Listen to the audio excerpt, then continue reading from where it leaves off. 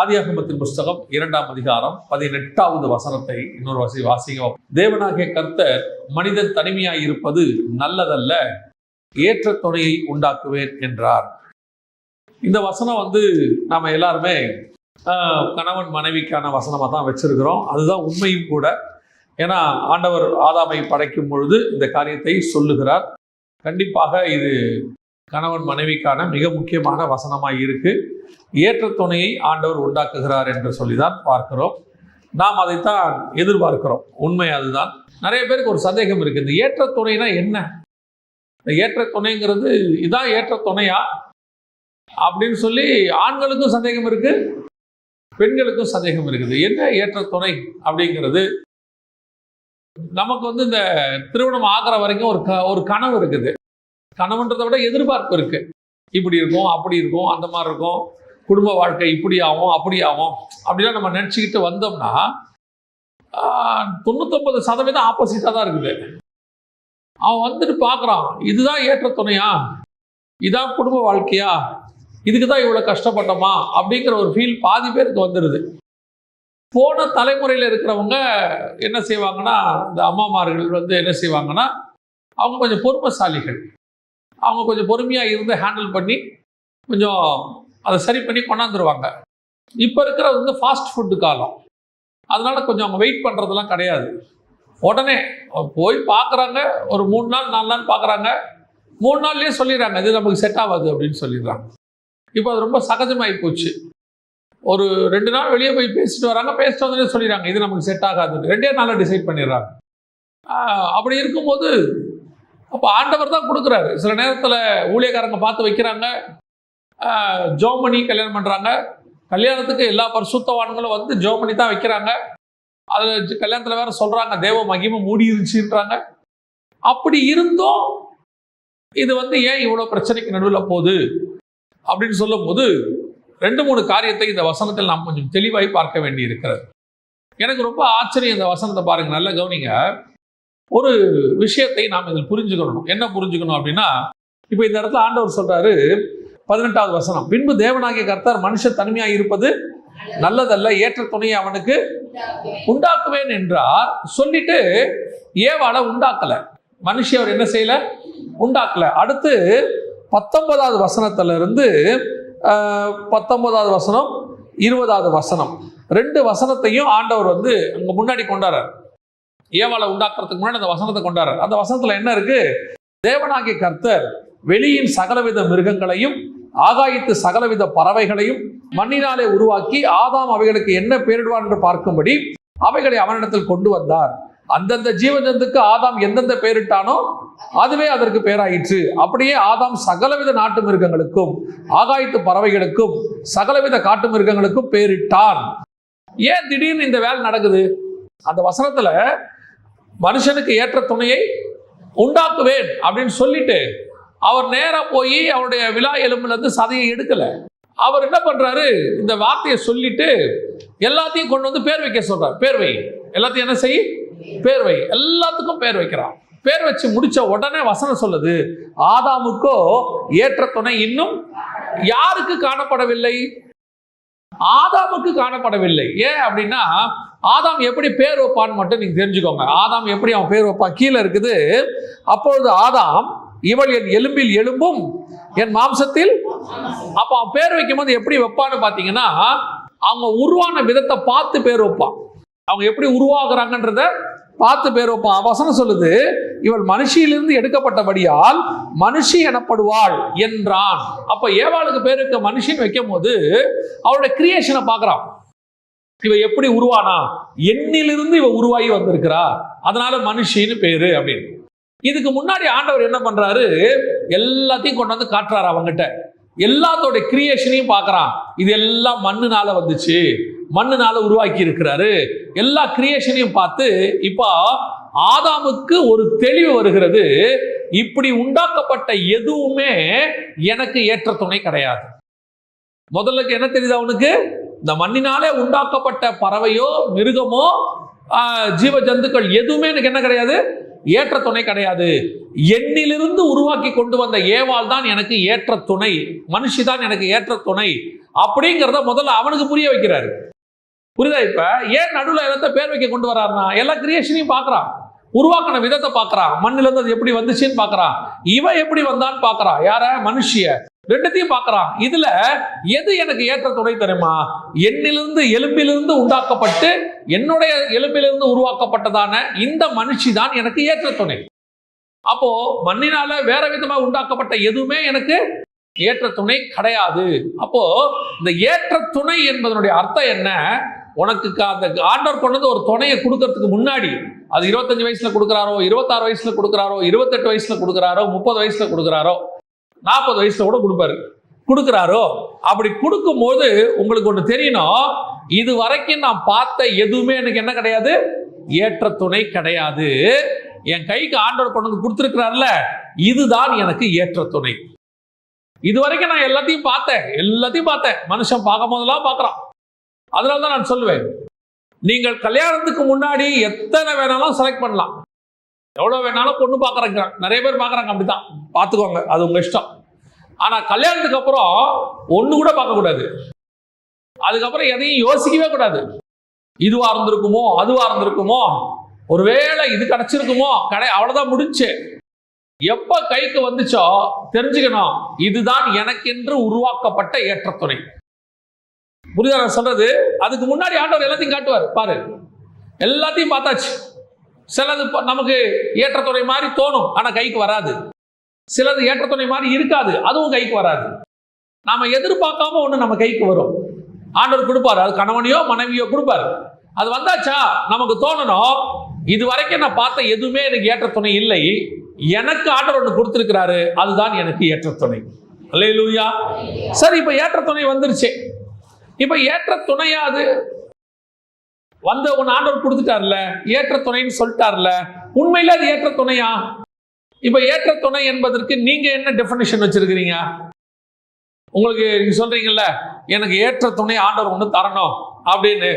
பல பேருக்கு என்ன இருக்குது, நான் நினைச்ச மாதிரி இல்லை, நான் விரும்பின மாதிரி இல்லை, நான் எக்ஸ்பெக்ட் பண்ண மாதிரி இல்லை, நான் இதை ஒன்றும் எதிர்பார்க்கல அப்படின்னு சொல்றீங்கல்ல. உங்களுக்கு ஏற்ற துணை கணவன் எப்படி இருக்கணும்? ஏற்ற துணைனா என்ன? ஆக்சுவலா ஏற்ற துணைனா என்ன தெரியுமா? நல்லா கவனிங்க. ஆண்டவர் படைச்சிருக்கிற படைப்பை வச்சு நான் உங்களுக்கு சொல்றேன். ஆணும் பெண்ணும் ரெண்டு பேரும் சேர்ந்தாதான் ஏற்ற துணை, இல்லையா? ஆணும் ஏற்ற துணை இல்லை, பெண்ணும் ஏற்ற துணை கிடையாது. ஆணும் பெண்ணும் தான் ஏற்ற துணை. ஆணும் பெண்ணும் நீங்கள் நினைக்கிற மாதிரி ஒருமித்த கருத்தோடு இருக்க மாட்டார்கள். நல்லா தெரிஞ்சுக்கோங்க. ஃபர்ஸ்ட், ஆணுடைய சரீர அமைப்பு வேறு, பெண்ணுடைய சரீர அமைப்பு வேறு. ஆணுடைய மனநிலை வேறு, பெண்ணுடைய மனநிலை வேறு. ஆணுடைய எதிர்பார்ப்பு வேறு, பெண்ணுடைய எதிர்பார்ப்பு வேறு. இது எல்லாமே ஆப்போசிட்டா தான் இருக்கும். இப்ப நீங்க வரும்போது என்ன சொல்லி எதிர்பார்க்கறீங்கன்னா, எனக்கு ஏத்தா மாதிரி அவர் இருக்கணும். உங்களுக்கு என்ன ஏத்தா மாதிரி? நான் என்ன நினைக்கிறேனோ அதை அவர் நினைக்கிறோம் இருக்க மாட்டேன். நீங்க நினைக்கிறீங்க என் மனைவி எப்படி இருக்கணும், எனக்கு ஏத்தா மாதிரி இருக்கணும். எப்படி உங்க ஏத்தா மாதிரி? நான் நல்லா சமைக்கணும், நல்லா சாப்பிடணும்னு ஆசைப்படுறேன். வர மனைவி சமைக்கவே தெரியாம வரும். நான் சொல்றேன், சமைக்கவே தெரியாம வரும். நான் நல்லா சமைக்கிற மாதிரி பார்த்தங்கய்யா, அதுக்கு சமைக்கவே தெரிலங்கய்யா. அப்ப இது ஏற்ற துணை இல்லையா? இதுக்கு பேர் ஏற்ற துணை இல்லையா? ஏற்ற துணைங்கிறது இதை வச்சு கண்டுபிடிக்க கூடாது. நீங்க எதிர்பார்த்த மாதிரி அது கன்ஃபார்மா இருக்காது 99%. அப்ப என்ன நடக்குது? ஏற்ற துணைனா என்ன? நான் எதிர்பார்க்கிற நினைக்கிறேன் அப்படியே அப்படி இருக்காது. அது வேறு சூழ்நிலையில வளர்ந்துருக்குது, வேற குடும்பத்துல வளர்ந்துருக்குது, அது வேற மாதிரி தான் இருக்கும். நம்ம வேற சூழ்நிலையில வளர்ந்துருக்கிறோம், வேற குடும்பத்துல வளர்ந்துருக்கிறோம், நம்ம வளர்ந்தது வேற இடமா இருக்கும், இது வேற மாதிரி தான் இருக்கும். ரெண்டு ஆப்போசிட்டா இருக்கும். அப்ப ஏற்ற துணை என்பது எதை குறிக்கிறது அப்படின்னு கேட்டீங்கன்னா, இப்ப பாருங்க, எனக்கு ஆண்டவர் உணர்த்தின சில உதாரணத்தை நான் வச்சு சொல்றேன். இப்ப கப்பன் சாசர் இருக்கு இல்லையா? கப்பும் சாசரும் ஏற்ற துணை தானே, ரெண்டு சேர்ந்தா தானே ஒரு செட்டு. அதான செட்டு. போய் கேட்கும் போது என்ன கேட்குறீங்க? Cup and saucer. கப்பன் சாசர் வாங்குறீங்க, கப்பு வேற மாடல், சாசர் வேற மாடல். அது வேற இது வேற. ஆனா இது ரெண்டும் ஒரு இடத்துல ஒன்னா சேரும். பாக்குறீங்களா? வைக்கும் போது கரெக்டா அது மேல வைக்கிறதுக்கு ஒரு காடி எடுத்திருப்பான், கரெக்டா வைப்பா, ரெண்டும் நிக்கும். ஆனா இது ரெண்டும் எதுக்காக சேர்ந்தது? இந்த கப்பும் சாசனம் எதுக்காக சேர்ந்தது? காஃபி குடிக்கிறதுக்காக சேர்ந்தது. யாரோ ஒருத்தருக்கு காஃபி குடிக்க, அது வரைக்கும் ரெண்டும் எப்படி இருக்கும்? வீட்டுல எப்படி வச்சிருப்பாங்க? தனித்தனியா இருக்கும். இது வேறையா இருக்கும், அது வேறையா இருக்கும். ஆனா ரெண்டும் ஒரு ஆள் வந்த உடனே ஒரு இடத்துல ஒன்னா சேரும், சேர்ந்து கொண்டு வந்து கொடுக்கும். அப்பா அவர் காஃபி குடிப்பாரு. சில நம்ம ஆளு காப்பியை சாசரில் ஊற்றி குடிக்கிறவன் இருக்கா, சில ஆளு காப்பியை வச்சுட்டு சாசரை போட்டு மூடி ஆறாம இருக்கிறதுக்கு வச்சிருக்காங்க, சில சாசரை குடிச்சுக்கிட்டு குடிக்கிறவங்க இருக்கிறாங்க. இது ரெண்டும் சேர்ந்து ஒரு வேலையை செய்யும். மற்றபடி இது ரெண்டும் ஆப்போசிட்டா இருக்கும். இதோடைய அமைப்பு வேற. இது பாத்தீங்கன்னா ஹரிசாண்டலா இருக்கும், இது வெர்டிகலா இருக்கும். இது உள்ள குழியா இருக்கும், இது கொஞ்சம் கான்கேவ் கான்வெக்ஸ் மாதிரி இருக்கும். ஒவ்வொன்றும் ஒவ்வொரு விதமா இருக்கும். ஆனால் இது ரெண்டும் சேர்ந்து ஒரு வேலையை நடப்பிக்கும். போல்ட் எடுத்துக்கோங்க, நட்டு எடுத்துக்கோங்க. நீங்க பார்த்துருப்பீங்க, போல்ட் வேற மாதிரி இருக்கும், நட்டு வேற மாதிரி இருக்கும். இது ரெண்டும் கடையில் போய் கேட்டீங்கன்னா வெறும் போல்ட் வாங்கினாலும் பிரயோஜனம் இல்லை, வெறும் நட்டு வாங்கினாலும் பிரயோஜனம் இல்லை. போல்ட் பாருங்க நீளமா இருக்கும், நட்டு ரவுண்டா இப்படி இருக்கும். இது ரெண்டும் சேர்ந்து ஒரு மறையில ஏறும். ரெண்டும் தனித்தனியா தான் இருக்கும் ஒரு இடத்துல, ரெண்டும் சேரும் ஒரு இடத்துல. இது ரெண்டும் சேர்ந்து, இப்போ ஒரு உதாரணத்துக்கு சொல்றேன், கார் வீல் இருக்குது, என்ன ஒரு 4 போல்ட் 8 போல்ட் போட்டிருப்பாங்க. இது ரெண்டும் 8 சேர்ந்து என்ன பண்ணும்னா ஒரு காரை ஓட்டுவதற்கு பயன்படுகிறது. அந்த போல்ட் போடாம கார் உங்ககிட்ட கொடுத்தானா ஆக்சிடென்ட் ஆயிடும். இப்ப இது ரெண்டும் சேர்ந்து ஒரு வேலை செய்யுது இல்ல. இப்ப நட்டும் போல்ட்டும் ஏற்ற துணை, கப்பும் சாசரும் ஏற்ற துணை. இந்த மாதிரி நிறைய இருக்குது. இப்போ ஒரு நாளுன்னு சொல்றோம் டே, இந்த நாள்ல இரவே வரல, அப்ப என்ன ஆகும்? இது முழுக்க என்னது? அப்புறம் பகல். இரவு வந்தாதான் ஒரு நாள். ஆனா இரவு வேற, பகல் வேற. இங்க சூரியன் இருக்கும், அங்க சந்திரன் இருக்கும். இது சூடா இருக்கும், அது குளிர்ச்சியா இருக்கும். இதோடைய சூழ்நிலை வேறு, அதோடைய சூழ்நிலை வேறு. ஆனா ரெண்டும் சேர்ந்தாதான் ஒரு நாள். புரியுதா உங்களுக்கு? சூரியன் வேறு, சந்திரன் வேறு. இது ரெண்டும் சேர்ந்து இருந்தாதான் அது ஒரு காலகட்டத்தை கொண்டு வரும். ஆப்போசிட்டான ரெண்டும் சேர்ந்து ஒரு காரியத்தை நடப்பிக்கும். அந்த ஒரு காரியத்தை நடப்பிப்பதற்காகத்தான் கர்த்தர் கொண்டு வந்தார். அதற்கு பேர் தான் ஏற்ற துணை. அந்த ரெண்டு மட்டும்தான் அதை சேர்ந்து செய்ய முடியும், வேற யாரும் செய்யவே முடியாது. அப்படித்தான் கணவனையும் மனைவியும், ஆணையும் பெண்ணையும் கர்த்தர் உண்டாக்கி இருக்கிறார். ரெண்டு பேருமே எல்லாத்துலயும் ஆப்போசிட்டா தான் இருப்பாங்க. மைண்ட் செட்ல சொல்றேன், சைக்காலஜி. ஆண்கள் சைக்காலஜி வேற, பெண்கள் சைக்காலஜி வேற. இவங்களுக்கு வேற ஒரு கலர் பிடிக்கும், லைட் கலர் பிடிக்கும், அவருக்கு டார்க் கலர் பிடிக்கும். கணவன் நினைக்க கூடாது எனக்கு டார்க் கலர் பிடிக்குது, உனக்கு என்னதான் பிடிக்கணும்? டார்க் கலர் தான் பிடிக்கணும்.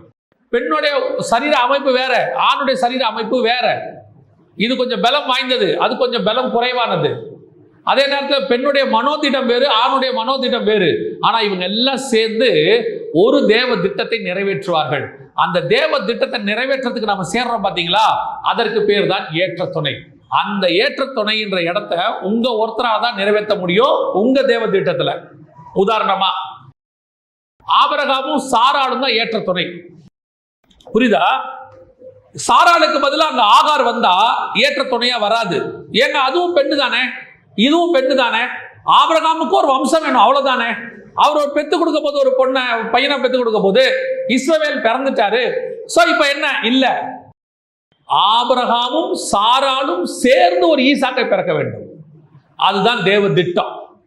ஆபிரகாமுக்கு ஒரு குழந்தை பிறக்கணுங்கிற தேவ திட்டம் இல்ல, ஆபிரகாமுக்கும் சாராளுக்கும் சேர்ந்து பிறக்கணும், அதான் தேவ திட்டம். அந்த மாதிரி உங்களை கொண்டு, உங்கள் குடும்பத்தை கொண்டு ஆண்டவர் ஒரு திட்டத்தை நிறைவேற்ற வைத்திருக்கிறார். புரியுதா? அந்த திட்டம் நடக்குது பாத்தீங்களா, அதுக்காக தான் நீங்கள் இணைக்கப்பட்டீர்கள். இன்னைக்கு நீங்க வாழ்நாளெல்லாம் என்ன பண்றீங்க? கல்யாணமான புதுசுல இருந்து என்ன பண்றோம்? வந்த அன்னையில இருந்து மாமியார் தனக்கேத்த மாதிரி மருமக இருக்கணும்னு நினைக்கிறாங்க, மருமக தனக்கேத்த மாதிரி மாமியார் வீடு இருக்கணும்னு நினைக்குது, கணவர் தனக்கேத்த மாதிரி மனைவி இருக்கணும்னு நினைக்கிறார், மனைவி தனக்கேத்த மாதிரி கணவர் இருக்கணும். இப்ப இவங்க 4 சூழ்நிலை என்ன ஆகுது? ஒவ்வொருத்தரும் அவங்களுக்கு ஏத்த மாதிரி இன்னொருத்தர் என்ன செய்யறாங்க? மாத்த விரும்புறாங்க. எங்க குடும்ப பழக்கம் இதுதான், எங்க வீட்டுக்கு வந்த மருமக இப்படித்தான் இருக்கணும் அப்படிம்பாங்க. உடனே அந்த அம்மா சொல்லும், எங்க வீட்டு பழக்கம் இதுதான், எங்க வீட்டுல நான் இப்படித்தான் இருப்பேன். ஆரம்பிக்கும் சண்டை. அது அப்படியே கணவன்கிட்ட போகும், மாமனார்கிட்ட போகும், எல்லாம் சேர்ந்து. ஆனா இந்த பெண்ணை எதுக்கு இந்த வீட்டுக்கு ஆண்டவர் கூட்டிட்டு வந்து இந்த கணவன் கையில கொடுத்தாருன்னா, இவங்க அவங்கள மாதிரி சமைக்கிறதுக்காக இல்ல, அந்த அம்மா இவரை மாதிரி ட்ரெஸ் பண்றதுக்கு இல்ல, கூட்டிட்டு வந்தது இவங்க 2 பேரை வச்சு பரலோகத்திலிருந்து ஒரு திட்டம் பூமியில செய்யப்பட வேண்டி இருக்கிறது. அந்த திட்டத்தை நிறைவேற்றுறதுக்கு தான் 2 பேரையும் சேர்த்தாரு. இவங்க 2 பேருமே அந்த திட்டத்தையே முதல்ல தெரிஞ்சுக்கல, அதுக்கு தான் வந்தோங்கிறதையும் அவங்க என்ன செய்யல, தெரிஞ்சுக்கல. வாழ்நாளெல்லாம் இந்த சண்டையிலேயே 40 வருஷம் ஓடிருச்சு. என்ன ஓடிருச்சு? 40 வருஷம் ஓடிருச்சு. அப்புறம் 40 வருஷம் கழிச்சு இப்ப தெரிய வருது. என்ன தெரிய வருது? அவருக்கு ஏத்த மாதிரி நான் மாறிட்டேன். ஏற்ற துணை என்ன தெரியுமா? அவனுக்கு ஒரு நாள் தெரிய வந்தது, ஆபிரகாமுக்கு, ஆண்டவர் என்னை கானானுக்கு கொண்டு வந்து சாராளோடு கூட சேர்ந்து ஈசாக்கை கொண்டு வர வேண்டும் என்பது என்னுடைய தேவனுடைய திட்டம். அதற்காக நான் கொண்டு வரப்பட்டேன். அந்த ஈசாக்கு பிறந்த உடனே தான் அவனுக்கு அந்த வெளிப்பாடே கிடைக்குது. அதே மாதிரி தான் உங்களை கர்த்தர் ஏற்ற துணையை உண்டாக்கி இருக்கிறார். நம்மளை கொண்டு பூமியில ஏதோ ஒன்று செய்ய வேண்டி இருக்கிறது. அதை செய்வதற்காக கர்த்தர் நினைச்சார். Heavenly plan, heavenly plan. அதை 2 பேரும் உட்காந்து ஜெபம் பண்ணி கேட்கணும், ஆண்டவர் எதுக்கு எங்களை இணைச்சிங்க? அந்த இணைச்சதை நீங்க தேவன் சித்தத்தோடு அதை செய்ய முற்படுங்க. உங்களுக்குள்ள இருக்கிற ஏற்றத்தாழ்வுகளை கர்த்தர் மாத்திடுவார். பரவாயில்ல, அதை செஞ்சு கொடுத்துரும். நீங்க தேவ திட்டத்தை ஒன்னா சேர்ந்து செய்ய ஆரம்பிக்கும் போது பாருங்க, ஆண்டவர் உங்களுக்குள்ள இருக்கிற மாறுபாடான சிந்தனைகள், உங்களுக்குள்ள இருக்கிற தனிப்பட்ட காரியங்கள் எல்லாத்தையும் மாத்திடுவார். ஆனா நாம கடைசி வரைக்கும் அந்த இடத்துக்கு வரல. எதுக்கு இணைச்சாருங்கிற இடத்துக்கு வரல. அவரு சரியில்லை, மனைவி சரியில்லை, ஒருத்தரை குற்றப்படுத்தி 25 வருஷம் முடிஞ்சிருச்சு, 30 வருஷம் முடிஞ்சிருச்சு, யோசிக்கவே இல்லை. இப்ப இந்த 25 வருஷமும் பசங்க நம்மளை பார்த்துருக்குது. இதுக்கு நடுவில் 2 குழந்தை வேற பிறந்திருக்குது, பசங்க பார்த்துருக்குது. இப்ப அவன் என்ன பிளான் பண்றான்? அப்பா அம்மா மாதிரி சண்டை போடாம குடும்பத்தை நடத்தணும்னு ஒரு பாடத்தை கத்துக்கிட்டான் இல்லையா? இன்னொன்னு கத்துக்கிறான், எனக்கு குடும்பமே வேணாம். ஏன்பா வேணாம்? இவங்க 2 பேரும் சண்டை போட்டது இருக்குல்ல, இஸ்ரேல் பாலஸ்தீன பிரச்சனையை விட இவனுங்க பிரச்சனை பெரும் பிரச்சனை. இவங்க 2 பேரும் சண்டை போட்டதுல பையன் சொல்றான், எனக்கு மனைவின்னு ஒண்ணு வேணவே வேணாம், நிம்மதியா என் வாழ்க்கை இருக்கட்டும். அந்த பொண்ணு சொல்லுது, எனக்கு கணவன் ஒருத்தர் வேணவே வேணாம். எதுக்கு இவ்வளவு வம்பு? ஏன் கணவன் வேணாம்? இவங்க 2 பேரும் போட்ட சண்டை இருக்குது பாருங்க. அப்ப ஏற்ற துணை என்பது இதல்ல, சண்டை போடுவதல்ல, சமாதானம் ஆவதல்ல. இது சகஜம், நம்ம முடிவுக்கு வந்துட்டோம். ஆனால் நம் வாழ்க்கையில தேவன்கிட்ட கேட்கணும், எங்களை எதுக்கு ஒண்ணு இணைச்சிருக்கிறீங்க? ஏதோ ஒரு நோக்கத்துக்காக தான் கொண்டு வந்திருப்பீங்க. இல்லைன்னா ஆண்டவர் நினைச்சா என்ன பண்ணிருக்கலாம்? எவ்வளவோ காரியத்தை தடுத்த ஆண்டவர் இதை தடுக்காம விட்டாரு. ஏன் நேரத்துல கேட்கிறோம்ல, ஏன் ஆண்டவர் எனக்கு கொடுத்தீங்க? உனக்கு இதுதான் வாழ்க்கையில மோசமான அழிவுனா ஆண்டவர் என்னைக்காவது காப்பாற்றி விட்டுருப்பாரு. அப்ப ஏற்ற துணையை ஆண்டவர் எதுக்கு உண்டாக்குகிறாரு? உங்கள் மூலமாக பரலோகம் ஏதோ ஒன்றை பூமியில செய்ய விரும்புகிறது. அதை செய்வதை நீங்கள் கண்டுபிடிச்சு அதை செய்யணும். 2வது, ஏற்ற துணை எதற்காக? வாசிங்க, பிரசங்கியின் புஸ்தகம் 4ஆம் அதிகாரம் 10-11 வசனம் வாசிங்க. ஒருவன் விழுந்தால் அவன் உடனாளி அவனை தூக்கி விடுவான், ஒண்டியா இருந்து விழுகிறவனுக்கு ஐயோ. நல்லா கவனிங்க, எதுக்கு 2 பேரை ஆண்டவர் உண்டாக்குகிறார்? ஏற்ற துணை 2 பேரை கர்த்தர் உண்டாக்குவதற்கு காரணம் என்ன? ஒருவன் விழுந்தால் இன்னொரு என்ன செய்வானா? தூக்கி விடுவான். இதை நீங்க உலக பிரகாரமாயும் எடுத்துக்கலாம், மெயினா ஸ்பிரிச்சுவலா எடுத்துக்கலாம். இப்ப ஸ்பிரிச்சுவலா எடுக்கும் பொழுது ஒரு காரியத்தை நான் உங்களுக்கு சொல்றேன். இது வெறும் திருமணம் ஆனவங்களுக்கு மட்டும்தானா அப்படின்னு கேட்டீங்கன்னு சொன்னா, புதிய ஏற்பாட்டில் கர்த்தர் சொல்றாரு, திருமணம் ஆகாமல் இருக்கிறதுக்கும் வாய்ப்பு இருக்கு. தாயின் வயிற்றிலே அன்னகராய் பிறந்தவரும் உண்டு, மனுஷரால் அன்னகராக்கப்பட்டவரும் உண்டு, தேவனுக்காக தன்னை அன்னகரலாக்கி கொண்டவர்களும் உண்டு. அதாவது இந்த அன்னகருங்கிறதுக்கு 2 அர்த்தம் இருக்கு. ஒன்று சரீர பிரகாரமான அன்னகர், இன்னொன்று திருமணம் ஆகாதவர். சரி, இவர் இப்போ ஒண்டிதானே, இவர் ஒண்டிதானே. அப்ப புதிய ஏற்பாட்டை பொறுத்த வரைக்கும் ஏற்ற துணை என்பது என்ன? இப்ப இயேசு பாருங்க, ஒரு வசனத்தை ஆண்டவர் அழகா சொல்றார். வாசிங்க, மத்தேயு எழுதின சுவிசேஷம் 18ஆம் அதிகாரம் 19வது வசனத்தை வாசி. அல்லாமலும் 2 பேர் தாங்கள் வேண்டிக் கொள்ள போகிற எந்த காரியத்தை குறித்தாவது, இப்ப 2 பேர் ஒருமனப்பட்டிருக்கணும் அப்படின்னு இருக்கு. 2 பேர் ஒருமனப்பட்டிருக்கணும். 2 பேர் பூமியில ஒரு காரியத்தை குறித்து ஒருமனப்பட்டிருந்தால் அப்படின்னு சொல்றார். இப்போ புதிய ஏற்பாட்டை பொறுத்த வரைக்கும் அன்னகராக இருந்தால் இப்ப இயேசு அனுப்பும்போது 2 பேரா தான் அனுப்புறாரு எல்லாரையும். நீங்க பார்த்திருப்பீங்க இல்லையா? அற்புதம் செய்யறதுக்கு எல்லாத்தையும் செய்யறதுக்கு என்ன செய்யறாரு? 2 பேரா அனுப்புறாரு. சரி, இந்தியாவுக்கு யார் வந்தது? எத்தனை தோமா? ஒருத்தர் தான் வந்தாரா? அப்ப 2 பேர்ல வந்திருக்கணும். இன்னொரு ஆள் எங்க? நான் சொல்றது புரியுதா? இயேசு 2 பேரா அனுப்பினதுக்கு ஒரு காரணம் இருக்கு. மாம்சத்தின்படி சொல்றேன். என்ன காரணம்? ஒருவன் விழுந்தால் இன்னொருவன் தூக்குவான். இப்போ உலக பிரகாரமா சொல்றேன். ஒரு கணவன் சோர்ந்து போனா பிசினஸ்ல என்ன ஆகும்? ஒரு வீழ்ச்சி வரும். வாழ்க்கைங்கிறது ஒரு சைக்கிள். எல்லாமே 100% பிறந்ததுல இருந்து எல்லாமே தோல்வியே இல்லாம சாவர வரைக்கும் சக்சஸ்ஃபுல்லா இருந்த அப்படிங்கிற ஒரு மனுஷன் உலகத்தில் கிடையாது. பிறந்ததுல இருந்து தோல்வியை மட்டுமே பார்த்துட்டு நல்ல காலத்தை பார்க்காம செத்த மனுஷன் ஒருத்தன் இருக்க வாய்ப்பே இல்லை. எல்லார் வாழ்க்கையில எல்லாமே என்ன செய்யும்? வரும். அந்த மாதிரி நேரத்துல நமக்கு சோறும் போது கீழே அப்படி தாழ்ந்து உட்காரும் போது தூக்கி விடுறதுக்கு யார் வேணும்? கூட ஒரு ஆள் வேணும். ஒண்டியா இருந்தா அது இருக்காது. அதுக்குதான் ஆண்டவர் பெரும்பாலும் யாரை கொடுக்கிறாரு?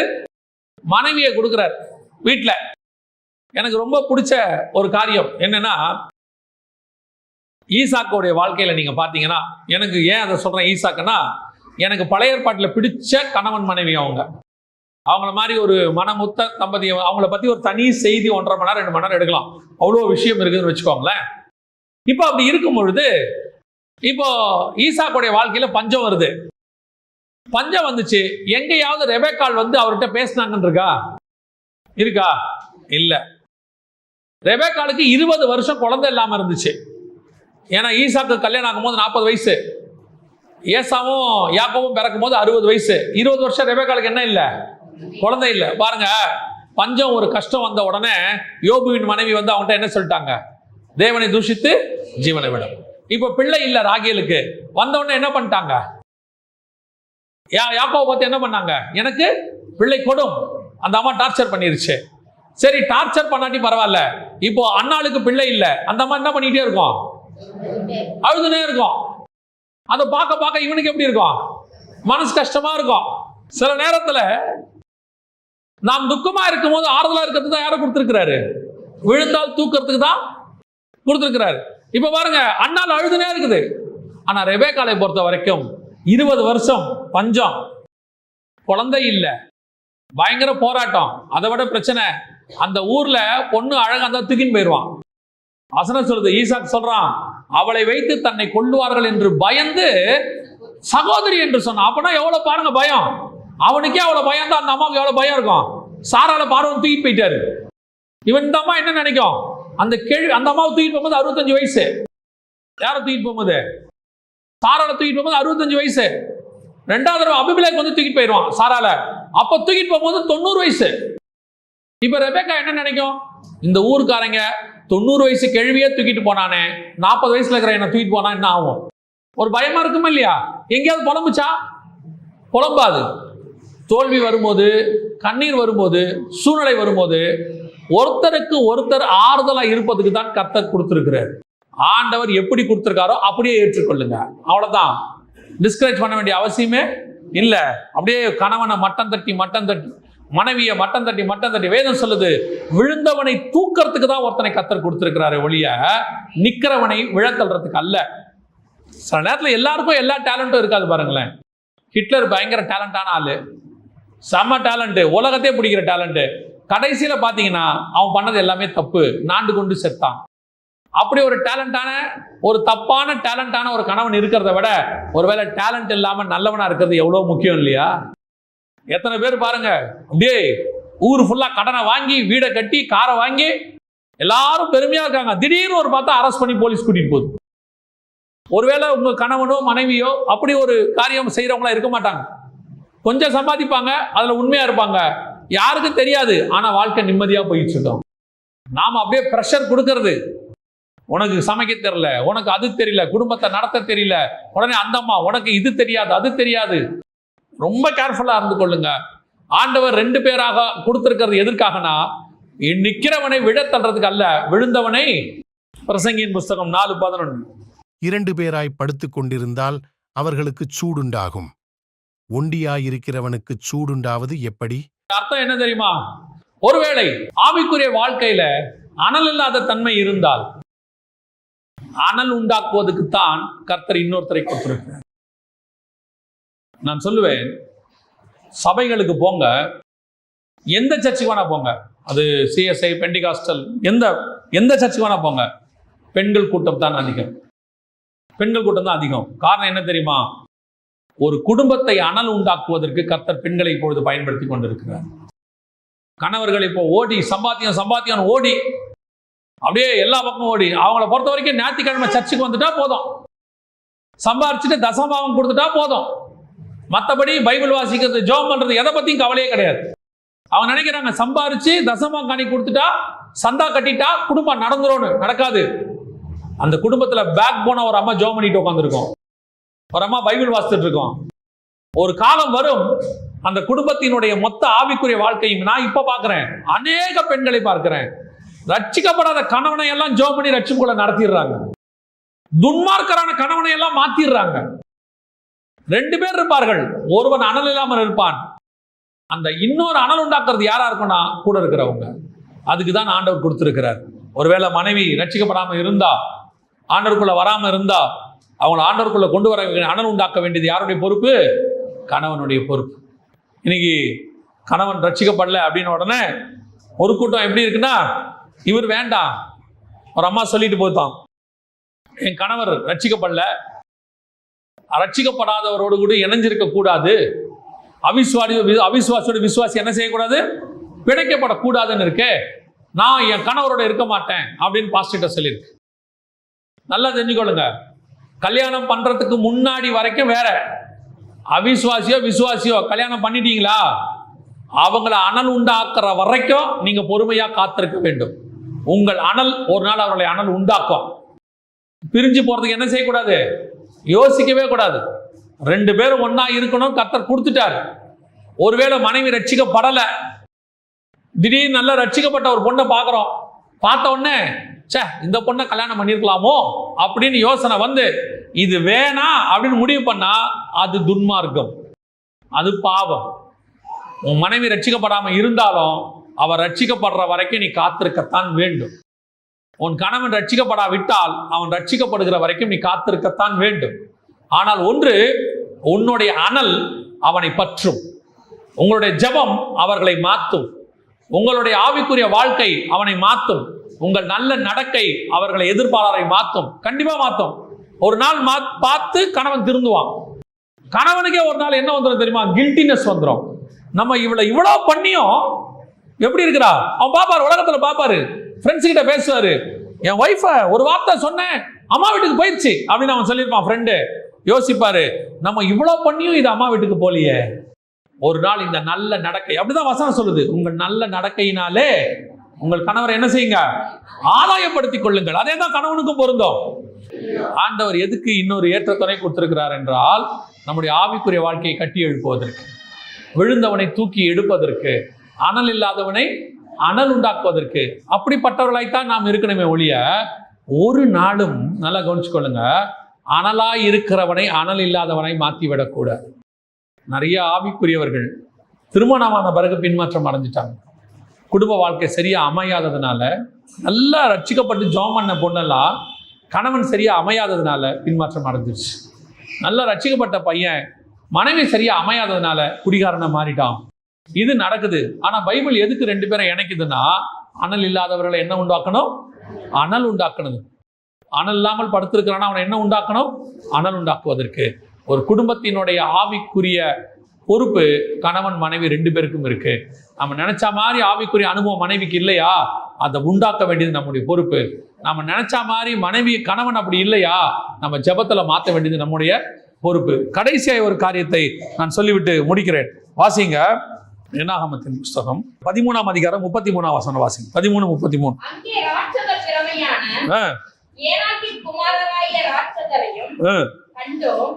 நாங்கள் எங்கள் பார்வைக்கு வெட்டுக்கிளிகளைப் போல் இருந்தோம், அவர்கள் பார்வைக்கும் அப்படியே இருந்தோம் என்று சொல்லி, இப்படி இஸ்ரவேல் புத்திரருக்குள்ளே தாங்கள் சுற்றி பார்த்து வந்த தேசத்தை குறித்து செய்தி பரவ செய்தார்கள். நம்ம எல்லாருக்கும் தெரிஞ்ச ஒரு சம்பவம். 12 பேர் போனாங்க. 10 பேர் வந்து அங்க என்ன பண்ணாங்க? துர்ச்செய்தி பரப்புனாங்க. ஆனால் யோசுவாவும் காலேபும், இங்க வசனம் சொல்லுது 6வது வசனம் வாசிங்க, 14:6. சுற்றி பார்த்தவர்களில் நூனின் குமாரனாகி யோசுவாவும் எப்புன்னேயின் குமாரனாகி காலேபும் தங்கள் வஸ்திரங்களை கிழித்துக் கொண்டு, நல்லா கவனிங்க, 10 பேர் துர்ச்செய்தியை பரப்புனாங்க.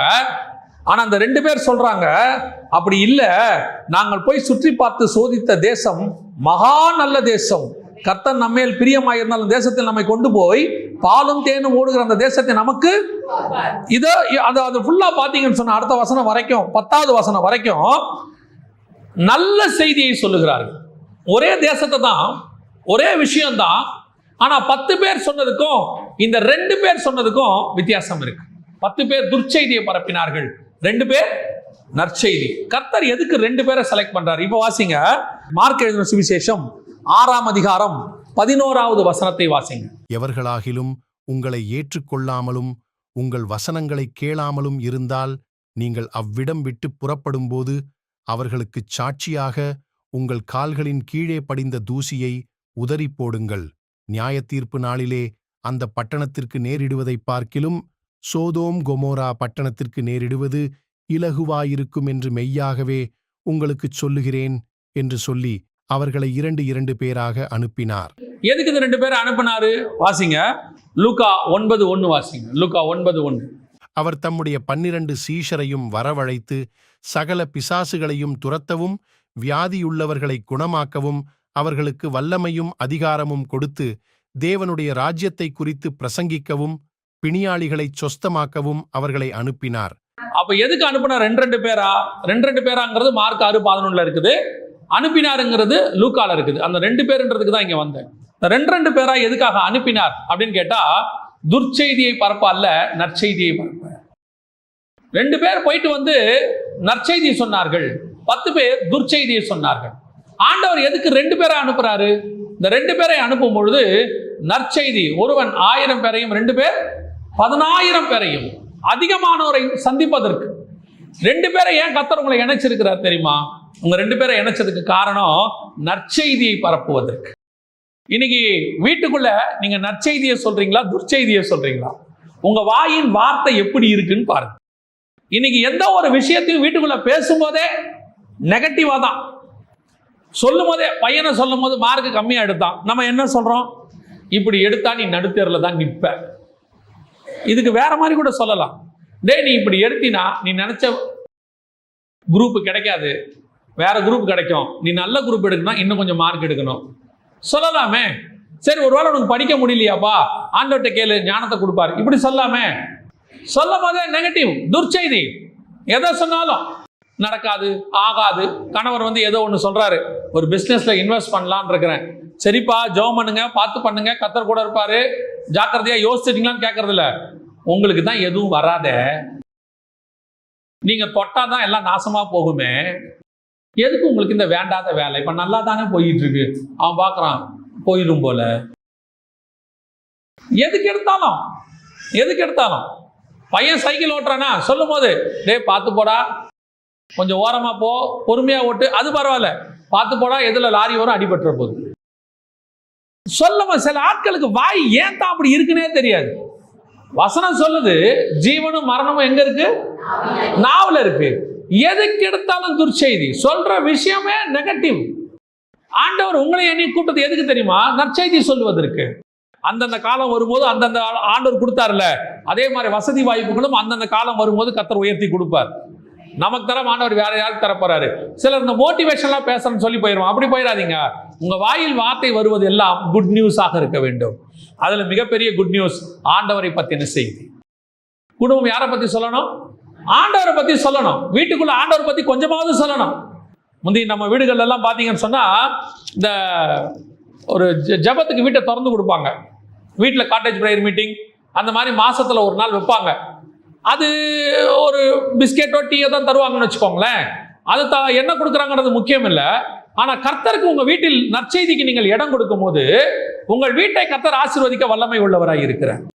நாங்க ஒரு சின்ன வீட்டில் தான் இருந்தோம், குட்டி வீட்டில். அது வந்து குட்டி வீடுனா என்னன்னா, மொத்தமே ஒரு 150 ஸ்கொயர் ஃபீட் உள்ளதான ஒரு வீடு, அவ்வளவுதான். அதுலேயே ஒரு கிச்சன் இருக்கும், பாத்ரூம் இருக்கும், ஒரு ஹால் இருக்கும், மொத்தமே அவ்வளோதான் இருக்கும். ஒரு 150 160 ஸ்கொயர் ஃபீட் தான் மொத்தமே அந்த வீடு. அந்த மாதிரி எங்ககிட்ட 2 வீடு இருந்துச்சு தனித்தனியாக. எங்கள் அம்மா என்ன பண்ணாங்க, 2வது வீட்டை வாங்கும்போது அந்த வீட்டை வாடகைக்கு விடணும்னு எல்லாரும் சொல்லும் போது எங்கள் அம்மா சொன்னாங்க, வேண்டாம், ஒரு வீட்டில் நாங்கள் இருக்கிறோம், இன்னொரு வீட்டை ஊழியத்துக்கு திறந்து கொடுக்குறோன்னு சொன்னாங்க. எனக்கே ஆச்சரியம். ஏன்னா எங்களுக்கு அப்போது வாடகைக்கு விட்டால் காசு வரும், நல்ல காசு வரும். ஆனால் எங்கள் அம்மா சொன்னாங்க, வேண்டாம் வாடகைக்கு விட வேண்டாம், அந்த வீட்டை என்ன பண்ணிடுவோம், ஊழியத்துக்குன்னு வைப்போம். அங்கே சண்டே கிளாஸ் நடக்கும், மாதத்தில் ஒரு நாள் காட்டேஜ் ப்ரேயர் மீட்டிங் நடக்கும், ஒரு ஊழியக்காரர் வந்து அங்கே ஜாப் பண்ணுவார், அங்கே ஃபாஸ்டிங் ப்ரேயர் இருப்பார், முழுக்க அந்த வீடு ஊழியத்துக்குன்னு மாறிச்சு. நான் சொல்கிறேன், அன்னைக்கு அவர்கள் கொடுத்தது ஒரு சின்ன அறை, ஒரு 150 ஸ்கொயர் ஃபீட் தான். ஆனால் இன்னைக்கு ஆண்டவர் அதை விட பெருசாக ஒரு பைபிள் காலேஜை கொடுத்திருக்கிறார். நீங்க என்ன கொடுக்குறீங்கன்றதுனால அவர் கொடுக்குறேன்னு சொல்லல, நம்ம இருதயத்தை கர்த்தர் பார்க்கிறார். கொஞ்சமா திறந்து கொடுக்கணும்னு பார்க்கிறாரு. கொஞ்சமாவது உங்க வீடுகளில் நற்செய்திக்கு இடம் கொடுங்க. உங்க வீடுகளில் மட்டும் இல்ல, உங்க வாழ்க்கையில நீங்க போய் நற்செய்தி சொல்லுங்க. கணவன் மனைவி சேர்ந்து என்ன செய்யுங்க, ஒரு காஸ்பல் சொல்லுங்க. 30 நாள் உங்க வீட்டுக்காக உழைக்கிறீங்க, மாசத்துல ஒரு நாள் ஆண்டவருக்கு ஏன் உழைக்க கூடாது?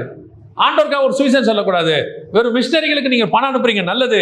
ஆனால் பணம் அனுப்புவது மட்டும் போகாது, நீங்களே மிஷனரியாய் மாறினால் நல்லது. நமக்கெல்லாம் என்ன இருக்குன்னா ஒரு சாட்டிஸ்ஃபேக்ஷன் இருக்கு. என்ன சாட்டிஸ்ஃபேக்ஷன் தெரியுமா? நான் வந்துட்டு 200 ரூபா மிஷனரிக்கு அனுப்பிட்டேன், நான் வந்து 500 ரூபா அனுப்பிட்டேன், 1000 ரூபா அனுப்பிட்டேன், திருப்தி. நான் சொல்றேன், மிஷனரிகள் செய்கிற ஊழியத்துக்கு எத்தனை லட்சம் கொடுத்தாலும் தகும். அவங்க காட்டுக்கு நடுவில் இன்னைக்கு காலையில் ஒரு ஊழியம் செய்து கொண்டிருக்கிற ஒரு பாஸ்டர் பேசினதை நாங்கள்லாம் கேட்டோம். மனுஷன் அப்படியே அழுந்துக்கிட்டு பேசுறாரு. உண்மை, வீடியோ காலே பார்த்தோம். அந்த மாதிரி கடினமாய் நார்த் இந்தியாவில் மினிஸ்ட்ரி போயிட்டு இருக்குது. நம்ம காசு கொடுப்பது நல்லது, இல்லைன்னு சொல்லல. அதை விட முக்கியம் நம்மை கொடுப்பது தேவனுக்கு. நாம ஆண்டவருக்கு நம்மளை கொடுக்குறோமா? கொஞ்சமாவது ஊழியத்தில் இறங்கி செய்கிறோமா? நற்செய்தி பரப்பதுக்கு தான் ஆண்டவர் 2 பேரை வச்சிருக்கிறார். இந்த உலகம் முழுக்க துர்ச்செய்தி பறக்கிறவர்கள் நிரம்பி இருக்கிறார்கள். ஆனால் நற்செய்தி பரப்புகிறது 2 பேரை ஆண்டவர் தேடுகிறார். அந்த 2 பேரை தான் கடைசியில் கானானுக்குள்ளே பிரவேசித்தார்கள். மிச்சம் 10 பேர் என்ன செய்யல, போகல. எந்த 2 பேரை கர்த்தர் இணைக்கிறாரு, எந்த 2 பேரை கானானு கூட்டு போறாருன்னா, ஆண்டவர் என் நற்செய்தி பரப்பக்கூடிய 2 பேரை தான் இணைக்கிறாரு. நற்செய்தி பரப்பக்கூடிய 2 பேரை தான் கானானு கூட்டிட்டு போறாரு. இன்னைக்கு நாம எப்படிப்பட்டவங்களா இருக்கிறோம்? கணவனும் மனைவியும் நற்செய்திங்கிற பேர்ல இந்த உலகத்துல வாழ்றதுக்கு என்னென்ன சம்பாதிக்கணும், என்னென்ன கட்டணும், பிள்ளைங்களுக்கு என்ன இன்சூரன்ஸ் போடணும், எதிர்காலத்துக்கு என்ன சேர்த்து வைக்கணும், பிள்ளைகளுக்கு என்னென்ன இடம் வாங்கி போடணும், இது எதுவுமே நற்செய்தி இல்லை. தெரியுமா உங்களுக்கு? இது எதுவுமே நற்செய்தி கிடையாது. இது உங்க பிள்ளைகளுக்கு நீங்க செய்றீங்க, நாளைக்கு அது உங்க பிள்ளைகளுக்கு போகுமான்னு தெரியாது, போனாலும் உங்கள் பிள்ளைகளை அதை ஒழுங்கா வச்சிருப்பாங்களான்னு தெரியாது. ஆனா ஒண்ணு, நீங்கள் சம்பாதிக்கிற ஆத்மா கண்டிப்பாய் பரலோகத்துக்கு வரும். அது பரலோகத்தில் சொத்தாக இருக்கும். அந்த சொத்தை யாரும் உங்கள் கையிலிருந்து எடுக்கவே முடியாது. 50 வருஷம் 60 வருஷம் கஷ்டப்பட்டு சம்பாதிக்கிறீங்க, பிஎஃப் வருது, ரிட்டையர் ஆகும்போது பணம் வருது, எல்லாத்தையும் போட்டு ஒரு வீடு கட்டுறீங்க. இந்த வீடு கடைசி வரைக்கும் பரலோகத்துக்கு வருமானா தெரியாது. ஆனால் நீங்கள் சம்பாதிக்கிற ஆத்மா கடைசி வரைக்கும் பரலோகத்துக்கு வரும். அப்ப நம்ம எது நற்செய்தின்னு புரிஞ்சுக்கணும், எதை சம்பாதிக்கணும்னு புரிஞ்சுக்கணும், எதுக்கு இன்வெஸ்ட் பண்ணணும்னு பார்க்குறோம். சிலர்லாம் ஒரு 50 வயசு வரைக்கும் இன்சூரன்ஸ் போடுறாங்க. என்ன சொல்லி போடுறாங்க தெரியுமா? சாகும்போது நமக்கு அது என்னவாகும், யூஸ் ஆகும்னு சொல்லி. யூஸ் ஆகுது. எப்படி யூஸ் ஆகுது தெரியுமா? கரெக்டாக 58 வயசு ஆகும்போது இன்சூரன்ஸும் வருது, கூடவே கிட்னி ஃபெயிலியரும் ஆயிடுது, கூடவே சுகர் பிபி எல்லாம் சேர்ந்து வந்துடுது. வந்த பணத்தை அப்படியே டாக்டர்கிட்ட கொடுக்கறதுக்கு சரியா இருக்குது. அப்போ என்ன சொல்றாங்க தெரியுமா? நாங்க இன்சூரன்ஸ் போட்டது எவ்வளவு நல்லது பாத்தீங்களா, ஹெல்ப் பண்ணிச்சு பாத்தீங்களா அப்படிங்கிறாங்க. நான் சொல்றேன், நீங்க இன்சூரன்ஸ் போறதுக்கு பதிலா அந்த காசை ஆண்டவருக்காக ஊழியம் பண்ணிக்கிட்டே இருங்க. யாராவது ஒருத்தருக்கு ஊழியம் பண்ணிட்டே இருங்க. உங்களுக்கு அந்த வியாதியே வராம கர்த்தர் பார்த்துப்பார் கடைசியா. இப்ப நீங்க சம்பாரிச்ச பணம் மொத்தம் டாக்டருக்கு போச்சு, அதனால நீங்க என்ன முழுசா காப்பாற்றப்பட்டீங்களா? எக்ஸ்ட்ராவா ஒரு 2 வருஷம் வாழ்ந்திருப்பீங்க, அவ்வளவுதான், போச்சு. ஆனால் நீங்கள் பண்ண ஊழியம் இந்த பூமி மட்டுமல்ல, பரலோகம் வரைக்கும் வந்து நிற்கும். அங்கேயும் உங்களை காப்பாற்ற போகுது. அல்லேலூயா. ஆண்டவர் எதற்காக மனுஷன் தனிமையா இருப்பது நல்லதல்லன்னார்னா, ஏதோ கணவன் மனைவியா குழந்தை பெற்றுக்கிறதுக்கு மட்டுமல்ல, புதிய ஏற்பாட்டில் அன்னகர்கள் இருக்கிறாங்க, இவங்களுக்கு திருமணம் ஆகல, அவர்களையும் ஆண்டவர் சொல்றார் தனிமையா இருப்பது நல்லதல்ல. எதுக்கு கல்யாணம் பண்ண சொன்னாரா? இல்ல, அங்கே அவர்களுக்கு பரிசுத்த ஆவியானவர் உறுதுணையாக இருக்கிறார். 2 பேர் ஒருமனப்பட்டிருந்தால், அவர்கள் திருமணமாகாதவங்களுக்கு சொல்றேன், உங்களோடு கூட 2வது நபராக ஆவியானவர் இருக்கிறார். பிரசங்கி புஸ்தகம் சொல்லுது 4ஆம் அதிகாரத்துல, முப்பரி நூல் என்ன செய்யாது, அறுபடாது, தேவன் உங்களோடு கூட இருப்பார். இந்த 2 பேரும் சேர்ந்து பெரிய இவ்வளவு காரியத்தையும் கணவனும் மனைவியும் சேர்ந்து செய்ய வேண்டியதை தேவனும் நீங்களும் செய்ய முடியும். கல்யாணமாகாத மனைவியோ பெண்ணோ, கல்யாணமாகாத ஆணோ ஒருவேளை கர்த்தர் உங்களை அப்படி வாழ சொன்னா, இந்த ஏற்ற துணை உங்களுக்கு யாருன்னா பரிசுத்த ஆவியானவர். நான் போய் உங்களுக்கு தேற்றவாளனை அனுப்புவேன். பாருங்க, ஆதாமுக்கு விழாவிலிருந்து ஏவாளை எடுத்து ஆண்டவர் கொடுத்தாரு. இயேசு கிறிஸ்துக்கு விழாவில் குத்துனாங்க, சபை வந்துச்சு. இப்ப ஏற்ற துணையாக சபை இருக்கிறது, ஏற்ற துணையாக ஆவியானவர் இருக்கிறார். இப்போ அவர் உங்களை நடத்துவார். ஒருவேளை திருமணம் ஆகியிருந்தா நீங்க 2 பேரும் ஏற்ற துணையாக இருந்து நடத்தணும். திருமணம் ஆகலையா, உங்களுக்கு ஏற்ற துணையாய் பரிசுத்த ஆவியானவர் இருப்பார். அவர் இவ்வளவு காரியத்தையும் உங்களுக்கு கொண்டு செய்ய வல்லமை உள்ளவராக இருக்கிறார். அல்லேலூயா. நம்ம ஜெபம் பண்ண போகிறோம். எல்லாரும் எழுந்திரிக்கலாமா? நெகட்டிவான தாட்ஸை எடுத்துருங்க. ரட்சிக்கப்படாத கணவன் இருந்தா, ரட்சிக்கப்படாத மனைவி இருந்தா, இப்ப நீங்க அவங்களுக்காக நெகட்டிவான தாட்ஸை எடுத்துருங்க. அவ்வளவுதான், இது நடக்காது, ரட்சிக்கப்படாது, அதெல்லாம் இல்லை. கர்த்தர் எந்த பார்வோனையும் எந்த நேபுகாத் நேச்சாரையும் மாற்ற வல்லமை உள்ளவராக இருக்கிறார். தேவன் நினைச்சா யாரையும் மாற்ற முடியும். ஏற்ற துணையாய் கர்த்தர் மாற்றுவார். என்ன நோக்கத்திற்காக உங்களை இணைத்தாரோ அந்த நோக்கத்தை நிறைவேற்றுவார். உங்களை இணைத்ததான நோக்கம் மாம்சம் அல்ல. உங்களை இணைத்த நோக்கம் ஆவிக்குரிய திட்டம். ஆபிரகாமையும் சாராளையும் இணைச்சது மாம்சம் செத்து போன பிறகு. அதான் வசனம் சொல்லுது. அதுக்கப்புறம் ஒரு ஆவிக்குரிய திட்டம், வாக்கு தத்தத்தின் பிள்ளைன்னு இருக்கு. அந்த வாக்கு தத்தத்தின் காரியத்தை நிறைவேற்றுறதுக்கு தான் கர்த்தர் அவங்களை இணைச்சார். ஆபிரகாம் ஆட்டு மந்தைய சம்பாதிக்கிறதுக்கு இல்ல, கானான் தேசத்தை சுதந்திரிக்க இல்ல. ஏன்னா எபிரேயர் 11 அவனே எழுதுறார், ஆபிரகாமே எழுதுறார். அவர் அதையல்ல, அதிலும் மேன்மையான பரம தேசத்தையே நாடினார். அப்ப ஆண்டவர் கானானுக்கு கொண்டு வந்தது, கானானுக்குள்ள ஆபிரகாமை ஆசீர்வதிச்சது, இதெல்லாமே என்னென்ன, வேற ஒரு ஆவிக்குரிய திட்டத்துக்காக. யாக்கோபு லாபானிடத்துக்கு கொண்டு போகப்பட்டதனுடைய நோக்கம் என்ன? ஆடு மாடுகளை சம்பாதிக்கவா? இல்ல, 12 கோத்திரம் அங்கே பெற்றெடுக்கப்பட வேண்டும். யோசேப்பு எகிப்துக்கு கொண்டு போகப்பட்டது எதற்காக? பிரதமர் ஆகிறதுக்காகவா? இல்ல, புறஜாதியா யாக்கோபு என்கிற இஸ்ரவேல் வழியாக சிலுவை வரணும், கையை கிராஸா வைக்கணும், அந்த கிராஸ் வழியாக புறஜாதியார் உள்ளே வரணும். இந்த அடையாளத்தை நிறைவேற்றுவதற்காக ஒவ்வொன்றுக்கு பின்னாடி ஒரு தேவ திட்டம் இருக்கு. உன்னை பூமிக்கு கொண்டு வந்தது ஏதோ நீ கல்யாணம் பண்ணி குழந்தை பெற்று வீடு வாசல் கட்டி கடைசியா சாவறதுக்கு இல்ல. உங்க மூலமா பரலோகம் ஒரு ஆவிக்குரிய திட்டத்தை நிறைவேற்ற வச்சிருக்கு. அது என்னன்னு ஆண்டவர்கிட்ட கேட்கணும். எனக்கு சொல்லுங்க ஆண்டவர், அதை நிறைவேற்றிட்டீங்களான்னு பாருங்க. அதுக்கு தான் ஆண்டவர் உங்களை வச்சிருக்கிறார். நாம ஜெபிக்க போகிறோம். என் குடும்பத்துல உங்க ஆவிக்குரிய திட்டம் நிறைவேறிடுச்சா? என் குடும்பத்துல உங்க பரலோகத்தின் திட்டம் நிறைவேறிடுச்சா? எங்களுக்கு தெரியப்படுத்துங்க ஆண்டவரே. எங்க மேல நீங்க வச்ச திட்டம் என்ன? இந்த பூமியில எங்களை கொண்டு வந்ததுக்கு நோக்கம் என்ன? நான் ஏதோ 800 கோடியில 10ஓட 11 இருப்பதற்கு இந்த பூமிக்கு வரவில்லை. என்னை கொண்டு பரலோகம் ஒரு காரியம் செய்ய நினைத்திருக்கிறது. அதற்காக நான் கொண்டு வரப்பட்டேன். அது செய்து முடித்தவுடன் நான் பரலோகத்திற்கு போய்விடுவேன். இந்த எண்ணம் உங்களுக்கு இருக்கணும். அதுக்கு ஏற்ற துணையை தான் கர்த்தர் இங்கே உண்டாக்குகிறார். நீங்க ஏற்ற துணையை வச்சுக்கிட்டு மற்ற காரியங்கள் எல்லாம் யோசிச்சுக்கிட்டு இருக்கீங்க. பூமிக்குரிய புகழ், பணம், ஆஸ்தி, சம்பாத்தியம், வீடு வாசல், படிப்பு, அதை பாதுகாக்கிறதுக்கு எதிர்காலத்தில் பிள்ளைங்க, இப்படி நினைக்கிறீங்க. பரலோகம் எதுக்கு கொண்டு வந்ததுங்கிறத நீங்க உட்கார்ந்து கேட்கணும் ஆண்டவர்கிட்ட. Why I am here? நான் ஏன் இங்கே இருக்கிறேன்? ஒப்பு கொடுப்போமா தேவ சமூகத்தில்?